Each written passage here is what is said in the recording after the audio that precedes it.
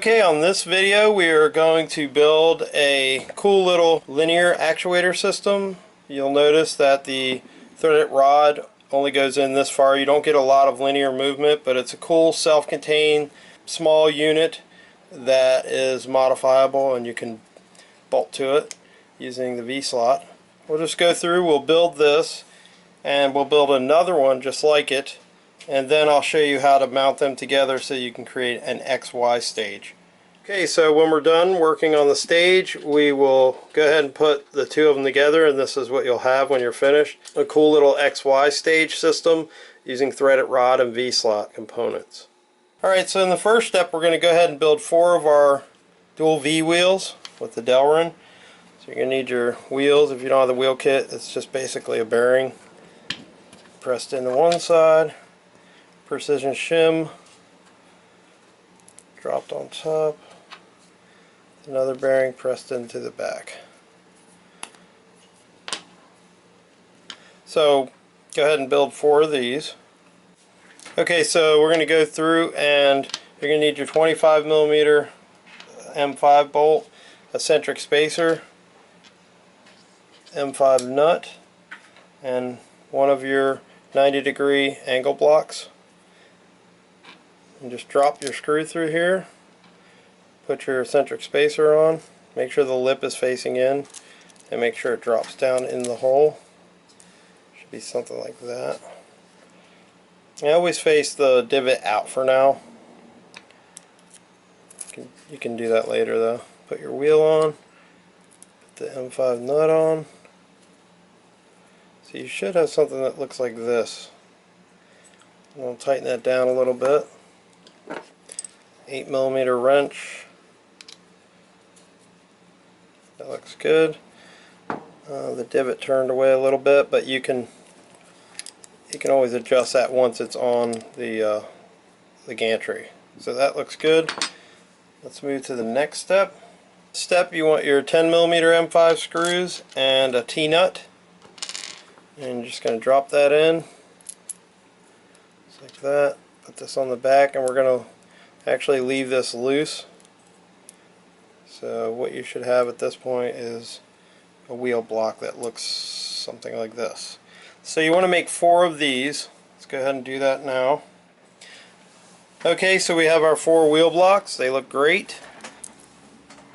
You should have something that looks similar to this. Okay, on this step we're going to tap the ends of the V-slot. You need to tap both ends, and you'll notice that we've already tapped one end here. And we'll go through and tap these, and for this step you're going to need your drill and tap, or tap and die if you have a set. I use this brass brush to clean the chips off of the aluminum chips off of the drill bit, and also use some silicone spray just to keep it lubricated as I'm trying to tap it. Put your drill on low speed, or if you're hand tapping it will be slow anyway. I just like to spray the end of the bit a little bit, get that started, and you just slowly go in, try to keep it straight. If you see the aluminum start to curl, and then you can back it out a little.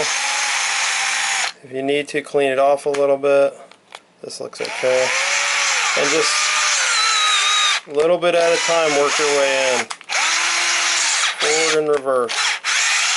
But try not to let the drill angle while you're doing it. Try to keep it in one position. If you feel it gets stuck, just go the other way. Not sure if that's going to show up on the camera, but it looks pretty good. Go through and clean this off again. And I also have to tap the longer piece of V-slot as well. And on this one I already have one side tapped. So we'll tap this end.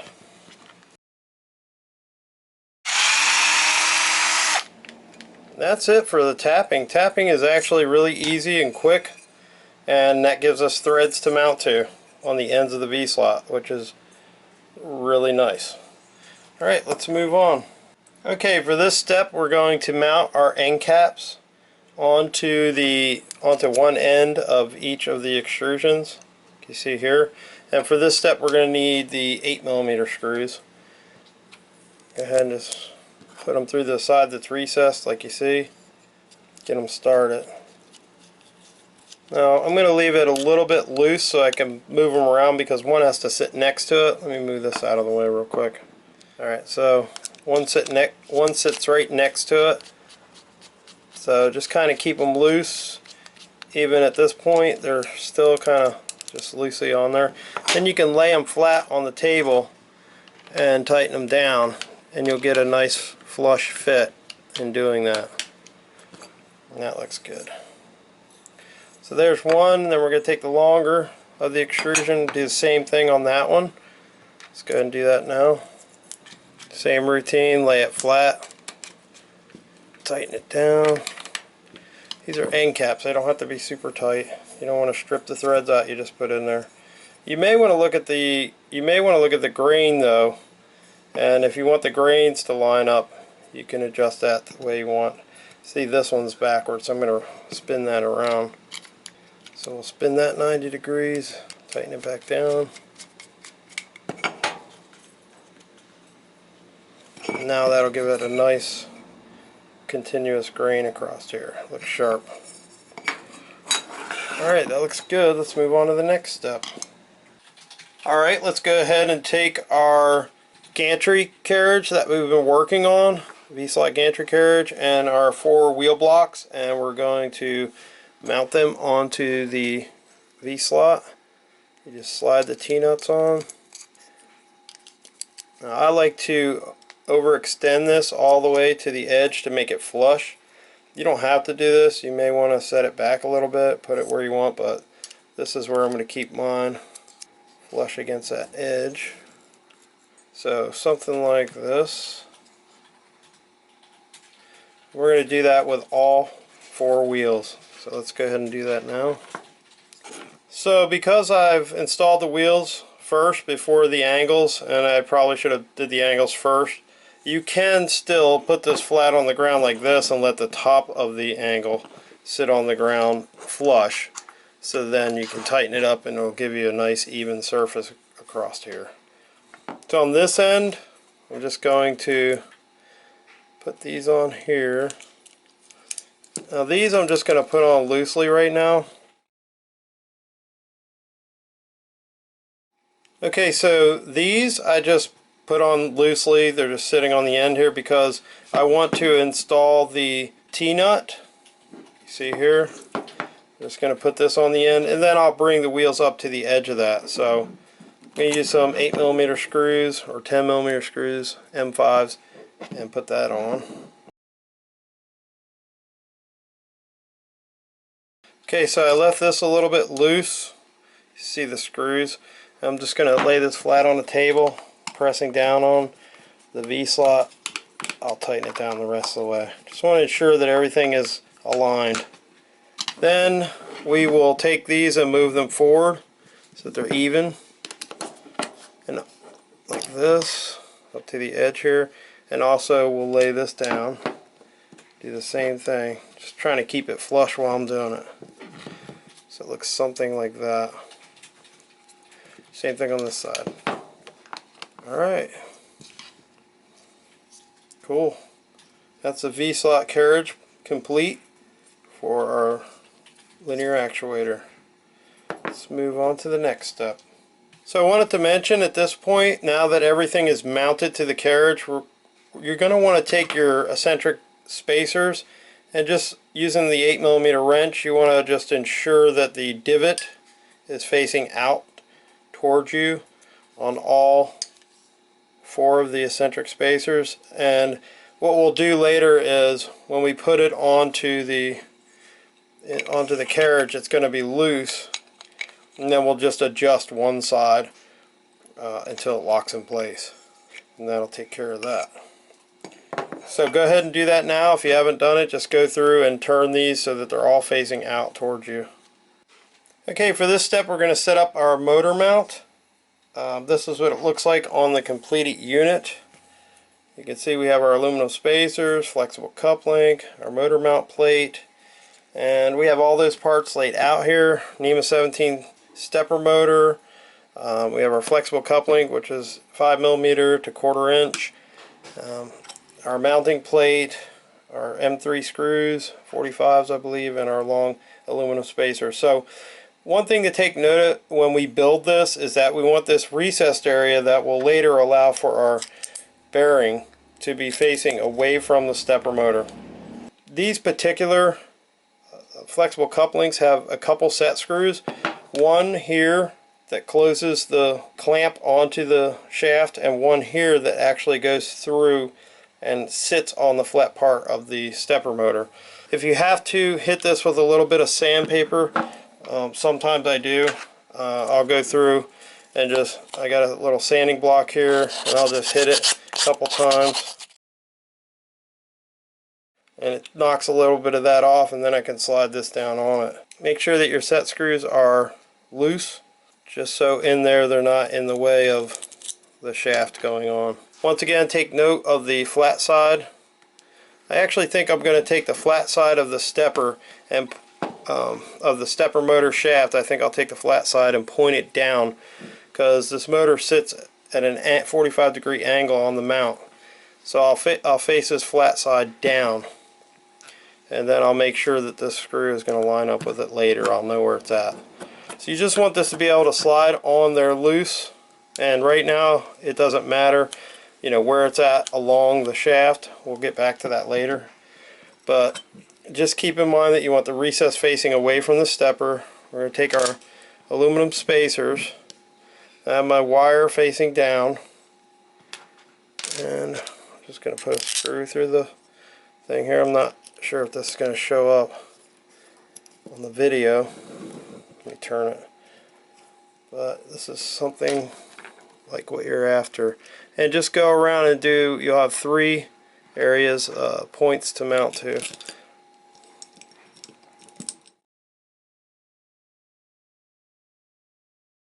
Okay, so this is sort of what you're after right here.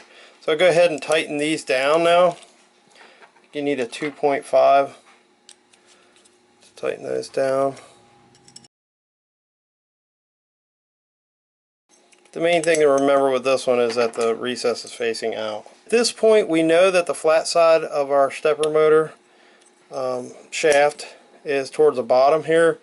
So I'm going to, I can actually see it ever so slightly in that gap there. I'm not sure if that's going to show up, but the plan now is to take, and I've got this pushed right up against this plate, not real hard. As a matter of fact, you want to back it off just a hair. Maybe even take a piece of paper or something, put it between it. But this is the way I'm building them. You might want to use a thrust washer or something on one of the sides, but I'm just going to do it like this and spin it and make sure it's not hitting against there too much, that it spins freely. Just tighten that first one down to make sure it locks onto that flat part of the stepper, and then I'll go and tighten the clamp one down as well. So that takes care of our stepper motor plate mount. Looks good. Let's move on. Let's go ahead and take our VSlot gantry, and at this point we're going to take our eccentric spacers. So you're going to need your 8mm wrench. We'll take and adjust these to fit onto the actuator rail. So you're going to slide the gantry onto the V-slot, and then we're just going, what I like to do is just take one side, set it down like this, and adjust the wheels until they are rubbing, just catching the rail. Kind of lock the V in. You can definitely over tighten these, so don't. And just turn it a little bit at a time. You'll feel it start to grab. Now what I'm doing is I've got the wheels on the ground back here, and then I'm pressing the rail down, not real hard, just enough to keep it against the back wheels while I turn this. Now that's just touching. I'm going to turn this one. So I have it set up now where I can turn these a little bit, but I can tell that they're at least touching right now. And the object here is not to tighten these too tight, but just so when you go like this to wiggle them back and forth that you don't feel any movement. And I do feel a little bit of movement. It's on this back one because it's the loose one. So I'll just crank it a little bit more. And there we go. Okay, so that's a nice fit, and yet it still rolls very smooth. It's locked on the rail. Nice. Okay, let's move on.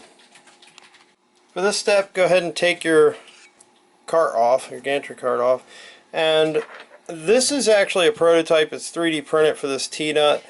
We're gonna go ahead, and what I've done is I have taken this off camera and I've hooked my drill to the end of the threaded rod here and basically spun the threaded rod until I've worked this 3D printed Tnut and kind of sort of tapped its own thread. So that's why it's going to go in pretty easy. So you're going to want to do that, and I ran it back and forth a whole bunch of times. This was when I had it out of the V-slot. So you're going to want to do that until we have the plastic versions available.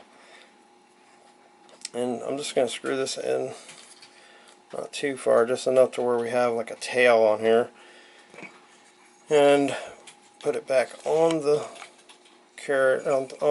rail. And then we will go ahead and proceed to mount the motor on. Okay, let's locate the bearing and the lock collar, and go ahead and slide the lock collar on first. Make sure the set screw is taken out a little bit, and then the bearing, just get those on. And then you want to locate your motor assembly that we worked on earlier, and we're going to need a couple. I'm going to use 10mm screws, and I'm going to, this is going to be hard to do in the camera, but basically the middle two holes here I'm going to mount onto the ends of the V-slot. So I'm going to go ahead and do that now. Right now I'm just going to line up the holes, try to get a thread or two started.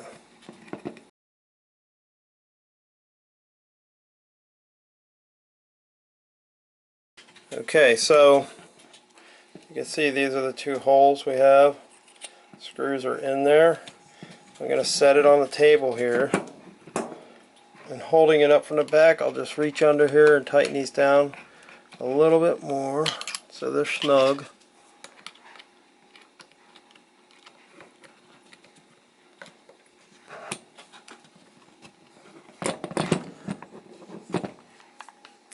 Now, if you found that you didn't tap the threads far enough, like I found with this hole, I'm just going to pull this screw out. I'm going to exchange it. On this side I didn't tap it far enough, so I'm going to pull it out and exchange it with an 8mm.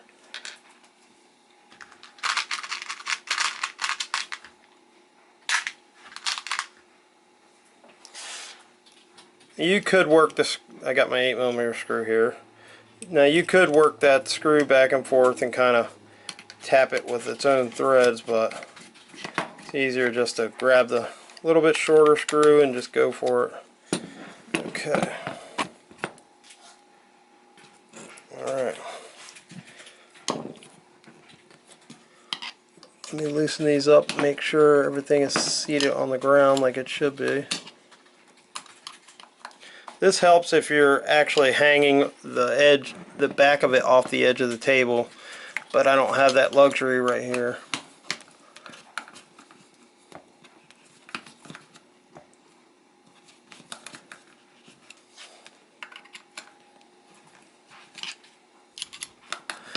Once you have it on there, you can kind of see them flush here, but I really want to make sure more than anything that this, let me pull this back, that this lines up.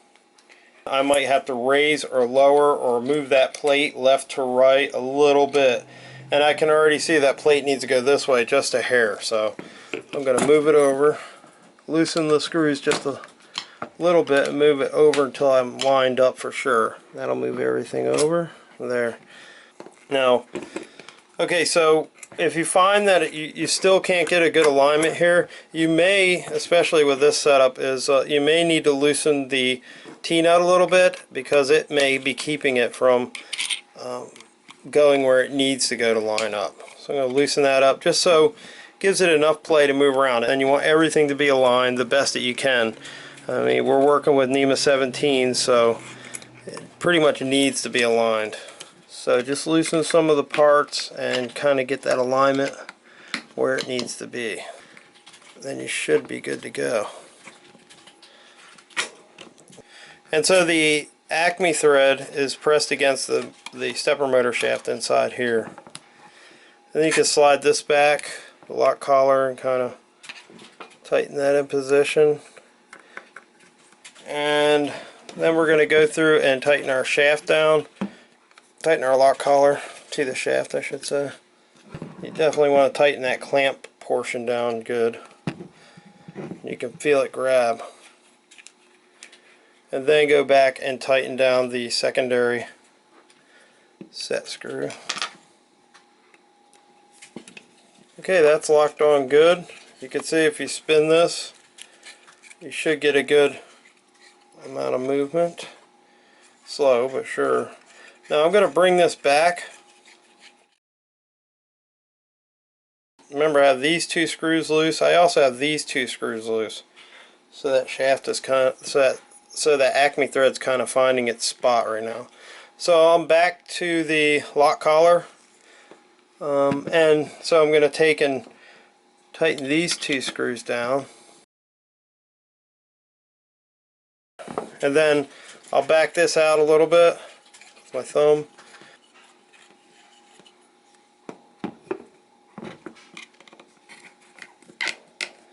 Tighten down our Acme nut. And we have a cool little actuator. Okay, so now that we have two of these little linear actuators, we are going to mount them one on top of the other, like so, and we'll create a cool little XY linear stage system. Okay, so we'll work on one of these at a time. Set this off to the side. I have a few of these drop-in T-nuts. This is what they look like. Little small guys. They have a slight angle here, and as you turn them, they reach underneath of the lip of the V slot and grab a hold. These are really handy. So the plan is just drop these in like this. We'll put the L brackets like this. We'll screw that in place. And we're going to put two of these side by side. So let's go ahead and do that now.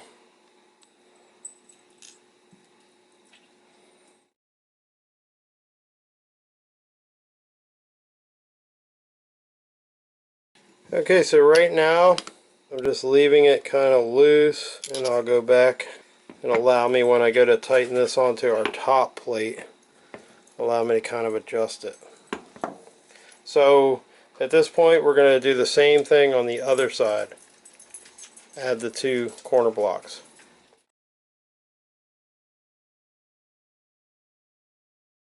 Alright, so that looks good. That gives us a strong mounting surface to receive our VSlot gantry, and it'll go right into these grooves onto the top. So I'm going to go ahead and drop some of these in here.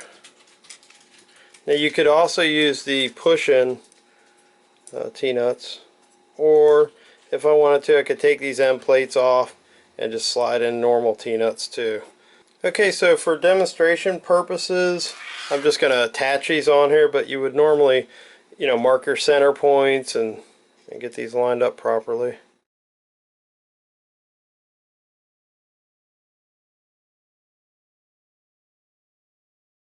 So I gotta loosen this enough to move it.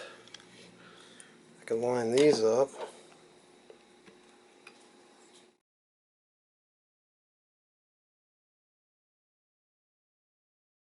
slide this back a little bit. And of course you would measure at this point and square, get them where you want them. And that is a super cool XY linear stage that belongs in a laboratory somewhere. That's really cool looking.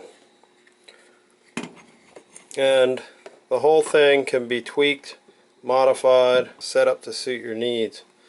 So at this point you could add a couple legs under here if you wanted to make sure it's sturdy, or you could add even a couple more L brackets if you wanted to, or something just to make sure it stays in place. If you want it to be mobile, you could add a a base underneath here. That's pretty much it for XY stage. Make sure you check out the 3D model, and I'm sure you'll come up with lots of different ideas to be able to utilize something like this XY table stage using VSlot, the threaded rod. Thanks for checking it out, and have fun building.